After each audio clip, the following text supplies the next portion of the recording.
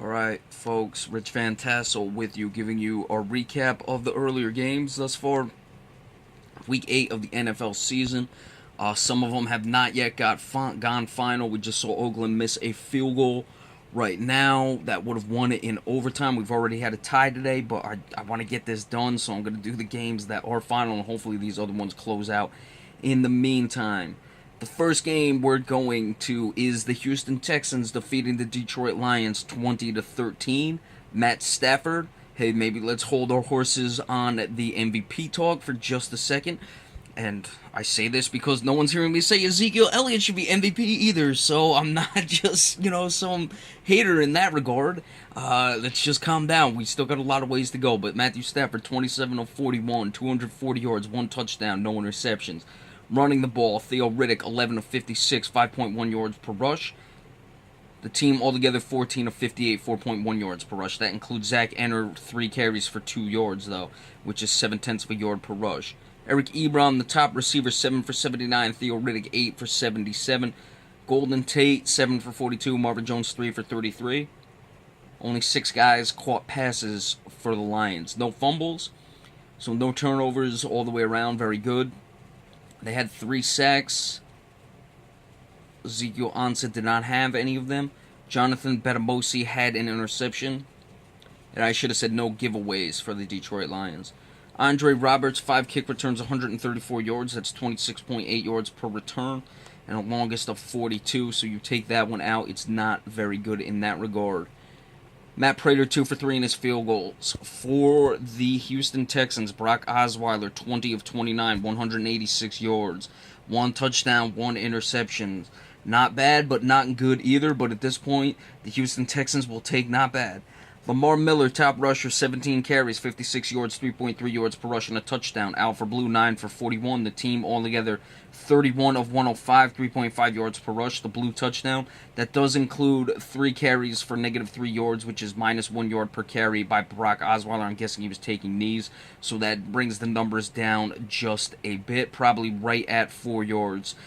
Per carry, if you give him that. DeAndre Hopkins continues to struggle, 4 for 44. CJ Fedorowicz, the tight end, was Hopkins was the top receiver yards-wise. Fedorowicz had the most receptions, 5 for 43, and the touchdown. Tyler Ervin fumbled. It was not lost. 1 sack belonged to Jadeveon Clowney. Nothing of note in the return games. Nick Novak, 2 for 2 in his field goals.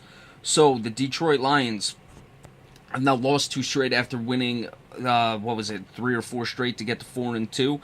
Houston cannot lose at home as thus far this season. They continue to do that. Their quarterback play not very good in this one again. Again, we said it wasn't bad, but they really are expecting more from Brock Osweiler. If he continues to struggle and not come along, this team will only go so far. Certainly they can win the division just by winning maybe 2 road games and going 7-1 at home. 9-7 will probably get it done. But if this team wants to make any deep run in the playoffs, they're going to have to get more from Brock Osweiler. The New England Patriots defeating the Buffalo Bills 41-25. The Patriots are now 7-1. Buffalo drops to 4-4. They've lost 2 straight after winning 4 straight. Tom Brady, 22 of 33, 315 yards, 4 touchdowns, no interceptions. Greatness, folks. I don't care what anyone says. Tom Brady is great. You're a fucking moron if you think otherwise. Excuse my language, but you're just a fucking douchebag.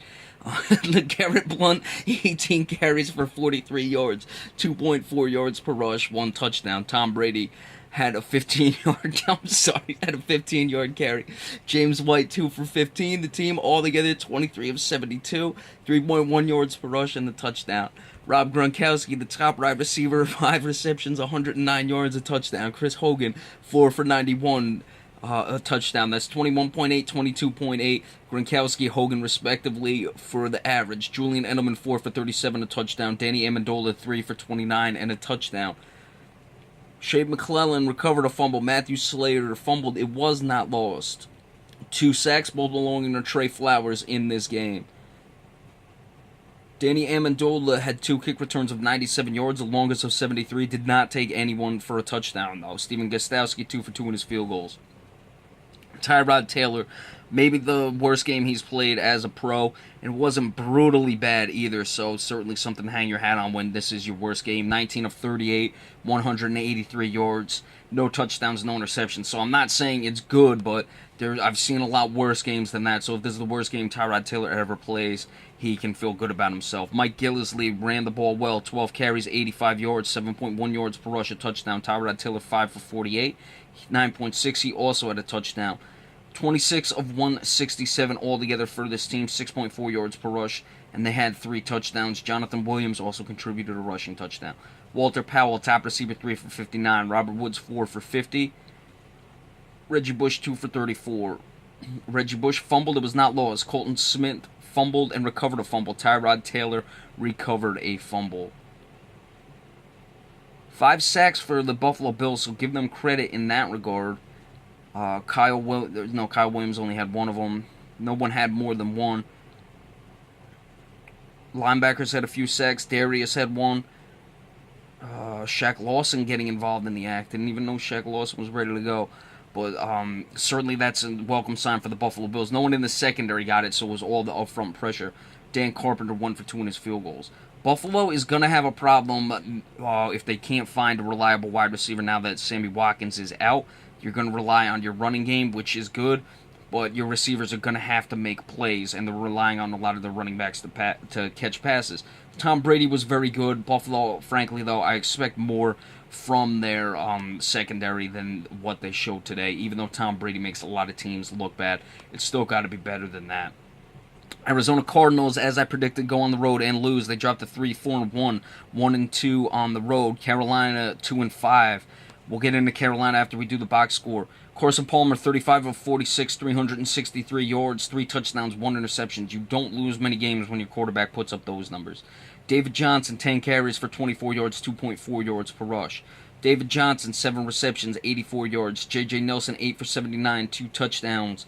Larry Fitzgerald, 10 for 74. So a lot of it underneath. We're not able to get the ball downfield necessarily in this game. Earl Wofford recovered a fumble. Tony Jefferson recovered a fumble. Carson Palmer fumbled twice, lost 1 of them, so he had an interception and a fumble. Only 1 sack. It belonged to Kareem Martin. Nothing of note in the return games, and no field goals were kicked. Or no extra points. No field goals were kicked, excuse me. Cam Newton, 14 of 27, 212 yards, no touchdowns, no interceptions. Boy, what has happened to last year's MVP?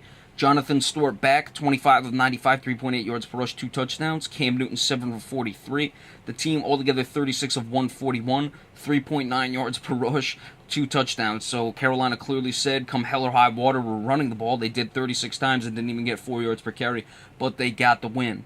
Kelvin Benjamin, top receiver, 2 for 73. Ted Ginn Jr., 5 for 53. Devin Funchess, 3 for 38. Thomas Davis recovered a fumble. Jonathan Stewart lost a fumble. 8 sacks really made the difference, so that explains why Carson Palmer put up a lot of yards, but they lost the game. That's one of the ways you lose when your quarterback has that type of game. Cody Ealy had an interception that was late in the game. Graham Gano, 3 for 3 in his field goals. Cardinals are really hurt by this loss. It balances out a little bit because Seattle did not lose, but certainly this is a tough one now. With only 8 games left, you're under 500 with a tie. It's certainly going to make things difficult for the Arizona Cardinals, and the team they're chasing is the team they have the tie against. Carolina, let's see what happens. You have the Atlanta-Green Bay game coming on. Certainly a loss by Atlanta will open the door a little bit for Carolina, but they got to worry about themselves and just keep winning and do whatever they got to do. As of right now, it started with this win coming out of the bye week, and you see what will happen with this team moving forward. And of course, the London game, should have probably done this one first. I did not. I'm sorry. It was a tie, 27-27. This was a pretty bad game in London. Actually, it wasn't bad for basically all of regulation was all right. It just got terrible in overtime, and that's why this one ended in a tie. Kirk Cousins, 38 of 56, 458 yards, 2 touchdowns, 1 interception. Cincinnati's secondary is a little better than getting gashed like that. Robert Kelly, the top rusher, 21 of 87, 4.1 yards per rush, a touchdown. Altogether, the team 31 of 100, 3.2 yards per rush, and the touchdown. Jamison Crowder, 9 receptions, 107 yards, a touchdown. Jordan Reed, 9 for 99. He also had a touchdown. Vernon Davis, 5 for 93. Pierre Garçon, 6 for 67. Anthony Lanier recovered a fumble. 3 sacks. Kerrigan had 1. Kerrigan's getting a sack in almost every game I see. Will Compton had an interception. Note in the return games, Dustin Hopkins 2 for 4 in his field goals. He missed one in overtime that would have won it after he put the first one through, but there was a timeout. Andy Dalton 27 of 42, 284 yards, 1 touchdown, 1 interception. Jeremy Hill 20 of 76, 3.8 yards per rush, a touchdown. Giovanni Bernard 11 for 52, 4.7 yards per rush, a touchdown. Andy Dalton 4 for 21, 5.3 yards per rush, a touchdown. Altogether, the team 36 of 152. 4.2 yards per rush to 3 touchdowns. A.J. Green, very good today, 9 for 121. No touchdowns, however. Tyler Eifert, 9 for 102. He had a touchdown. Tyler Boyd, 5 for 38. Marcus Flowers recovered a fumble. Andy Dalton lost a fumble. Adam Jones fumbled, but it was not lost. That was on a punt return. Geno Atkins had a sack. It was the only one of the game. Georgia Loca had an interception. Nothing of note in the return games. Mike Nugent also missed a field goal. So 3 missed field goals in a tie game. Clearly a problem. Washington, they're in a competitive division, so certainly the tie hurts. They still remain above 500. A lot is going to be determined by what happens in that Cowboy-Eagles game. A loss by the Cowboys puts Washington and everyone else closer to the pack. A win by the Cowboys in this tie could really loom large for the Washington Redskins, who have already lost to the Cowboys already. Cincinnati, hey, Pittsburgh had a chance to run away with this division. They are not, certainly nor are the Baltimore Ravens. The tie hurts. The tie is always going to hurt in this situation. I know it's not necessarily a loss, and teams have made the playoffs having the tie instead of having a loss, at a 9-6-1 or a 10-5-1, whatever it is. But certainly in wild card games, this is going to come down to it. And remember, Washington is not in the same conference as the Cincinnati Bengals. Neither team is in the same conference, so it hurts both ways. But as far as the game, like we said, it was pretty good for the entirety of the regulation, the overtime game. It just got really bad. Sloppy play. There was a turnover. Andy Dalton fumbled on a first down that he got, and then he fumbled the ball on a quarterback sneak. You had to miss field goals, so there was a couple missed passes by Kirk Cousins. Just a bad game all the way around. So, and that's why it ends up in a tie, or bad overtime all the way around. Alright, so we will do more of the game picks in just a little bit. Some of these other games are going final. Then, of course, we have the 4 o'clock games, so we still have some of the 1 o'clock games to do. But we'll probably do those in with the 4 o'clock games when they go final. Be sure to stay tuned for that. Remember, we appreciate all subscriptions as well. We'll see you later on today. Thank you so much.